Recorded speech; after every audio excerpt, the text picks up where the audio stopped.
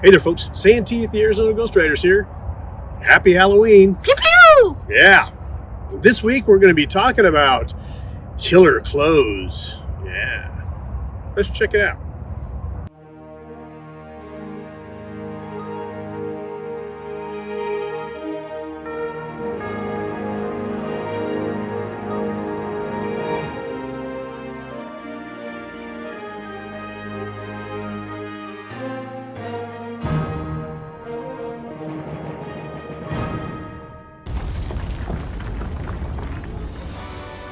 Halloween is approaching.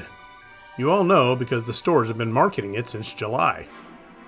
Well, our wardrobe supervisor, Renee Cloutier, told me to read this book and do a video on it.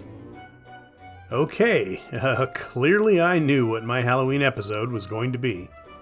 Clothes have been killing people since their inception. That's not hard to imagine since they're made out of flammable materials. Getting too close to a fire is a sure way to test that theory.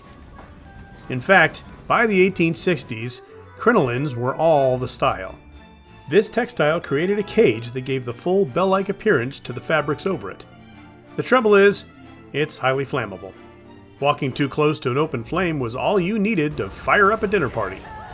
Apparently, they could also catch a stiff wind and force the wearer off a cliff. Eventually, so many were against it that there were anti-crinoline leagues, and celebrations were had after it fell out of vogue. In the 1100s, asbestos was being spun into fabric that remedied that fire situation. This was popular for hundreds of years, and we even see it in play during the Industrial Revolution.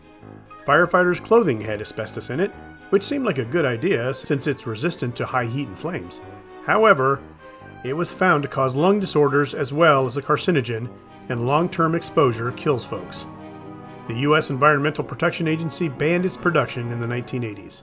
And we want to assess any possible environmental impact from your operation. For instance, the presence of noxious, possibly hazardous waste chemicals in your basement. We all know the Victorians could be fancy dressers. We've talked about the stiff detachable collars that could be put on banded collar shirts. In 1888, a man was found on a park bench with his head slumped over. It would appear that he passed out due to inebriation, and the collar stopped his windpipe. Ugh. Women also dealt with constricting clothing. Corsets were all the rage as they gave you that preferred slimmer waist. Cinching them as tight as possible was practiced, but in 1859 a woman died because her own ribs pierced her liver. That didn't stop gals from using them, however, and long use could really mess up your body. Gals also wore long skirts then, which was definitely an issue in these western towns. Dragging that cloth through the dirty streets acted as a kind of a broom, bringing with it all sorts of nastiness.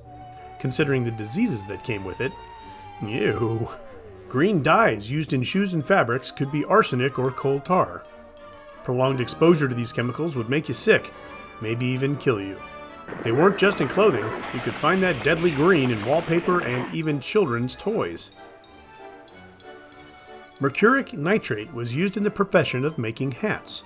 You all know the Mad Hatter in Alice in Wonderland. Well, long-term exposure to mercury will cause neurological and emotional issues, causing the makers to appear insane, and eventually die.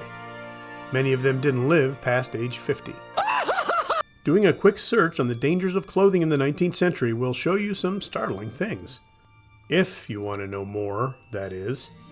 I'm getting better! No, you're not. You'll be stone dead in a moment. For now, I hope you all have a safe and happy Halloween, and don't forget to buy a pumpkin spice something or other to ring in the holiday season. Happy Halloween from everybody at the Arizona Ghost Riders. Well, folks, that's it for another episode. Thanks for watching. As always, please like, share, and subscribe, and we'll see you on down the trail. Pew pew! Pew! Aren't you going to remind me about Patreon? Yeah. Remind you about Patreon. Yeah, folks, don't forget, we do a Patreon channel. And for about $3 a month, you can see all sorts of behind the scenes, extra footage, bloopers, blah, blah, blah, blah, blah, blah, blah, blah, blah. We also have shirts, hats, mugs, all that stuff for the holidays. And we greatly appreciate you, your families, and everything you do for us. Thank you so much. We do? We do. We do. Pew pew! Till next time. Thanks.